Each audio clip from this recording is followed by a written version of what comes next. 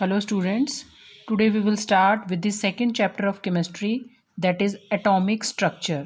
So बेटा इस chapter के अंदर असी एटम के स्ट्रक्चर बारे पहला स्टडी करना है. सो बेटा हर एक जिहड़ा एटम है उहदे दो पार्ट्स होंदे है, एक न्यूक्लियस और एक एक्सट्रा न्यूक्लियर रीजन. जिहड़ा अगे न्यूक्लियस हुंदा है that is made up of protons and neutrons और एक्सट्रा न्यूक्लियर रीजन मीनस उहदे अंदर इलैक्ट्रॉन्स ने. सो बेटा जिहड़ा असी पहलां पढ़दे सीगे कि सब तो छोटी सब यूनिट जिहड़ी किसी भी एलीमेंट दी है वो एटम है. बट हुण आपां पढ़ना है कि एटम नूं भी आपां फरदर हिस्सिਆਂ 'ਚ तोड़ सकते हैं. That is atom is made up of still smaller particles that is protons, electrons and neutrons. So बेटा पहला पॉइंट आंदा है इलैक्ट्रॉन्स और प्रोटोन्स की डिस्कवरी किस तरीके नाल हुई.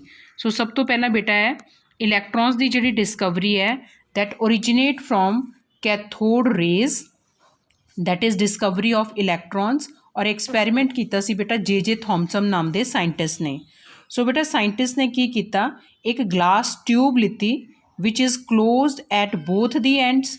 और बेटा एक पासे उन्होंने cathode negative terminal of battery नाल कनैक्ट करता और एक तरफ positive terminal that is anode नाल कनैक्ट करता. और बेटा ये ते जिहड़े गैसेज है इन्हां सारिਆਂ ਨੂੰ बाहर कढ़ लिया थ्रू अ वैक्यूम पंप. यानी ये सारी स्टडी की गई at very low pressure of gases. Then observe किया गया कि जो आप हाई वोल्टेज करंट अप्लाई कर रहे हैं बेटा तो कैथोड रेज वाल ते कैथोड तो रेज ओरिजिनेट होके एनोड वाल जा रही हैं. सो क्योंकि बेटा ये कैथोड ते ओरिजिनेट हो रही हैं और पॉजिटिव वाल जा रही हैं तो इसका मतलब है इन्हां दे उत्ते नैगेटिव चार्ज है और इन्हां नूं नाम दिता गया cathode rays because they originate from the cathode that is negative terminal.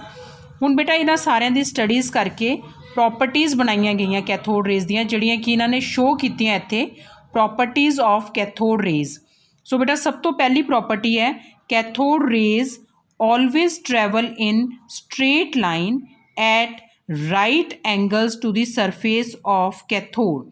ये बेटा सानू किद्दां पता चलता है अगर कोई भी चीज़ सीधी चलती है और उहदे रस्ते के अंदर अगर आप कोई भी ऑब्जैक्ट रख दिए तो उहदी डायरैक्ट शैडो अपोजिट वॉल ते पैंदी है. सो थॉमसन ने भी यही किया, उन्हें देखा कि अगर कैथोड रेज के रस्ते के अंदर आप कोई भी ऑब्जैक्ट रख दिए जिदा इत्थे एक एक्स शेप ऑब्जैक्ट लिता है तो ऑबजर्व किया गया कि उहदी डायरैक्ट जिहड़ी शैडो है वो अपोजिट वॉल ते पै रही है. डायरैक्ट शैडो इहदा मतलब कैथोड रेज किहड़ा पाथ फॉलो करदी हैं, स्ट्रेट पाथ फॉलो करदी हैं. That is the first property cathode rays travel in straight line. दूजा आ गया cathode rays consist of material particles. यानी कैथोड रेज जिहड़ियां हैं वो मैटीरियल पार्टिकल्स दियां बणियां हुंदियां हैं. ये किद्दां पता चलिया बेटा कैथोड रेज के रस्ते के अंदर अगर आप कोई भी एक व्हील रख दिए जिहदे पैडल्स है तो जो कैथोड रेज पास होंदियां है उस व्हील के थ्रू तो उहदे जिहड़े पैडल्स है वो मूव करन लग जाते हैं. सो बेटा कोई भी चीज़ मूव तां करेगी अगर उहदे अंदर मैटीरियल पार्टिकल्स ने. सो इत्थों प्रूफ हुंदा है cathode rays consist of material particles as they rotate the paddles of wheel placed in their path. Next बेटा cathode rays produce heating effect. जिस भी चीज़ के उत्ते कैथोड रेज गिरदियां ये उन्होंने गर्म कर देंदियां. So they produce heating effect. Then next they produce greenish fluorescence on the walls of glass tube. जिहड़ी आपां डिस्चार्ज ट्यूब लिती सीगी उहदे उपर बेटा ग्रीनिश फ्लोरेसेंस आंदी है that is the property of cathode rays. Next property when electric field is applied on cathode rays. अगर आप cathode rays के रस्ते के अंदर इलैक्ट्रिक फील्ड अप्लाई करते हैं यानी पॉजिटिव और नैगेटिव प्लेट लगा देंगे हैं तो कैथोड रेज पॉजिटिव प्लेट वाल डेविएट हो जांदियां instead of going straight. I am again repeating, अगर कैथोड रेज के रस्ते के अंदर आप इलैक्ट्रिक फील्ड लगाई यानी एक पॉजिटिव और एक नैगेटिव प्लेट लगाती तो कैथोड रेज पॉजिटिव प्लेट वाल डेविएट हो जांदियां. इत्थों भी सानू पता चलता है कि कैथोड रेज के उत्ते नैगेटिव चार्ज है, पॉजिटिव प्लेट वाल उही चीज़ डेविएट होंदी है मुड़दी है जिदे पर अपना नैगेटिव चार्ज होएगा. नैक्सट बेटा cathode rays bring about ionisation of the gases through which they pass. Again इहदा मतलब है कैथोड रेज के अंदर एनर्जी इन्नी हुंदी है कि जिहड़ी ग्लास ट्यूब के अंदर गैसेज है, न्यूट्रल गैसेज एटम है, ये उन्होंने आयोनाइज कर देंदी है।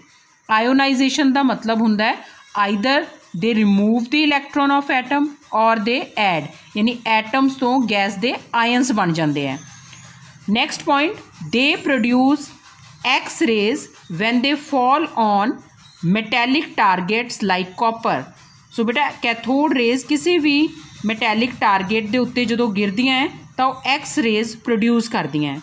सो बेटा ये सारे पॉइंट्स से सानू पता चलिया कि जिहड़ियां कैथोड रेज है ये होर कुछ नहीं, दैट आर बीम ऑफ इलैक्ट्रॉन्स। ये इलैक्ट्रॉन्स दी बीम है, सो दे आर नैगेटिवली चार्ज। सो इत्थों कनक्लूजन कढ़िया गया कि electron is a universal constituent of all matter. So बेटा जिस तरीके नाल आपां नैगेटिव रेज की गल की है कैथोड रेज, जस्ट अपोजिट जिहड़ियां हुंदियां वो हुंदियां एनोड रेज, उन्होंने आपां कहंदे आ प्रोटोन्स। इहदी स्टडी कीती सी गोल्डस्टीन नाम दे साइंटिस्ट ने। सो बेटा ये जिहड़ियां ओरिजिनेट होणगियां anode rays, they will originate from positive end they will go toward negative terminal. So इन्हां दी जिहड़ी प्रॉपर्टीज़ होणगियां, कुछ प्रॉपर्टीज़ जिहड़ियां है वो सेम होणगियां लाइक कैथोड रेज, और कुछ प्रॉपर्टीज़ जिहड़ी चार्ज दे बेस ते है they will be just opposite because they are positively charged. So next है बेटा प्रॉपर्टीज़ ऑफ एनोड रेज। पहला point, anode rays travel in straight line at right angles to the surface of cathode. जिदा cathode rays सीधियां चलदियां, anode rays भी straight path follow करदियां। और अगर आप इन्हां दे रस्ते दे अंदर कोई ऑब्जैक्ट रखते हैं तो डायरैक्ट शैडो अपोजिट वॉल के उत्ते कास्ट करदियां। दूजा point, like cathode rays they also consist of material particles, like they will also rotate the paddle wheel when we will place a wheel in their path.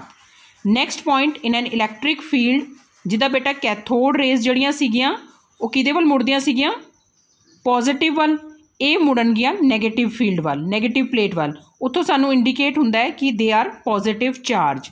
Next, they also produce heating effect like cathode rays. हुण बेटा इन्हां दा मास जिहड़ा calculate कीता है ये साडे कोल values आईयां, और इन्हां तो पता चलता है कि जिहड़ा प्रोटोन का मास है दैट इज़ 1.67 इंटू 10⁻⁻24 ग्राम, या केजीज़ करांगे तो बेटा it will come 1.67 into 10⁻⁻27 kg। हुण बेटा अलग अलग साइंटिस्ट ने जिहड़ा ये मेन चैप्टर है ये तो आपां सिर्फ कीता discovery of protons and electrons, that is cathode rays and anode rays. Models अलग अलग साइंटिस्ट ने एटॉमिक स्ट्रक्चर पर दिते हैं, Thomson model, Rutherford model, Bohr's model. So we will study one by one all the models about the structure of an atom. So बेटा सब तो पहला आंदा है थॉमसन मॉडल, जिदा कि ये डायग्राम दिखाया है। सो ये अंदर बेटा थॉमसन ने प्रपोज किया, इनू प्लम पुडिंग मॉडल भी कहा जाता है।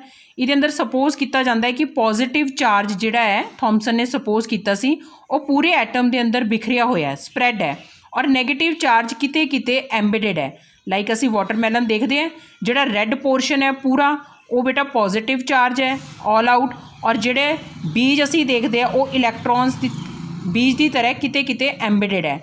सो ये सब तो पहला थॉमसन ने एक जिहड़ा एटम है उहदा ये स्ट्रक्चर प्रपोज किया सी। फॉर जिन्ने बेटा पॉजिटिव है उन्ने ही नैगेटिव, इस करके atom as a whole is electrically neutral. But ये मॉडल सक्सैसफुल नहीं होया सी, इहदे अंदर कमियां सीगियां, लिमिटेशन सीगियां, इस करके अलग मॉडल आया that we will study in the next lecture.